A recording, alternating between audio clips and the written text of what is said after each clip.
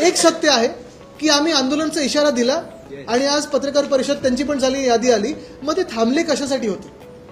आणि दुसरी गोष्ट म्हणजे आता पुढचा टप्पा कधी येणार, दुसरी यादी कधी येणार आणि ह्याच्यात घोळ नसावा ही इच्छा आहे. तरी देखील आम्ही जे अकार्यक्षम मंत्री आहेत, दादा भुसे जे कृषी मंत्री म्हणून फेलियर होते, जे MSRDC मंत्री म्हणून फेलियर आहेत, शिक्षण मंत्री म्हणून फेलियर आहेत, त्यांचा राजीनामा, कोalition धर्म जरी पाळायचा असेल, कारण ठीक आहे आम्ही आधी पण पाहिले कोalition धर्माबद्दल भाजप आणि आम्हीच आरडाओरडा करायचो, पण आता फडणवीस साहेबांवरच ही वेळ येईल कोalition धर्माची, हे कधी आम्ही पाहिलं नव्हतं.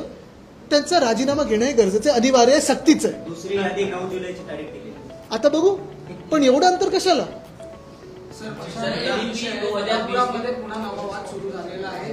कोल्हापुरामध्ये जिल्हा प्रमुख पदावर नवा वाद सुरू झालेला आहे. जे रवी किरण इंगवळे यांची निवड करण्यात आली आहे, त्यांच्या नेतृत्वाखाली हर्षल सुर्वे यांनी काम करण्यास नकार दिलेला आहे. बघा, पक्षात वाद नसतो. जे उद्धव साहेब पक्षप्रमुख म्हणून सांगतात तो आदेश असतो आणि तेच बरोबर असतं. ज्यांना काम करायचं असतं सोबत त्यांनी काम करावं, ज्यांना नसेल करावं की काय कारण शोधत असतील तर त्यांनी जावं.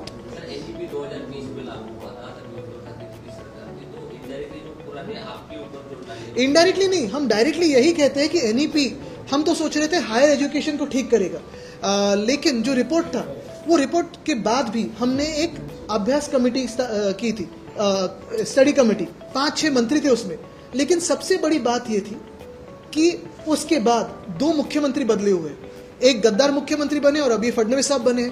GR हिंदी के सख्ती का किसने लाया?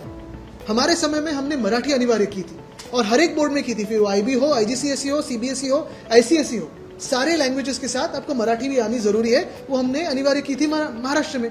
लेकिन भाजपा की सरकार है जो तीसरी भाषा हिंदी को लेके विद्यार्थियों पहली के विद्यार्थियों पे लादना चाहती है, सख्ती करना चाहती है. दूसरी बात जो वो कह रहे हैं कि 20 लोग साथ में आए तो कोई भी भाषा चुन सकते हैं, क्या ये उनको खुद की राजनीति लगी कि 20 लोग साथ में आए फिर इलेक्शन कमीशन के पास जाए, किसी का चिन्ह चुराए, किसी का नाम चुराए, ऐसे होता है? कैसी बात है कि पहले के विद्यार्थी 20 साथ में आके कोई सब्जेक्ट चूज करने वाले? तो पहली बात यह है कि थोड़ी अकलमंदी से काम ये शालेय शिक्षण मंत्री ले, थोड़ा जो है इस्तेमाल करे दिमाग और काम ठीक से करे.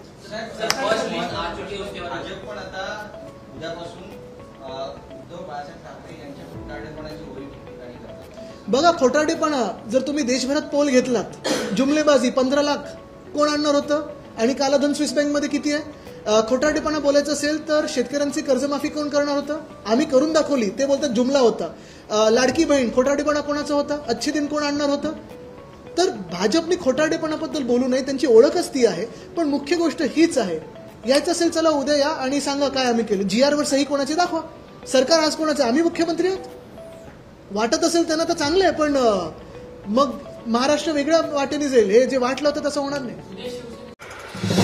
नवीन घडामोडी पाहण्यासाठी आजच आम्ही मुंबईकर 24 तासला लाईक करा, सबस्क्राईब करा आणि अपडेट रहा.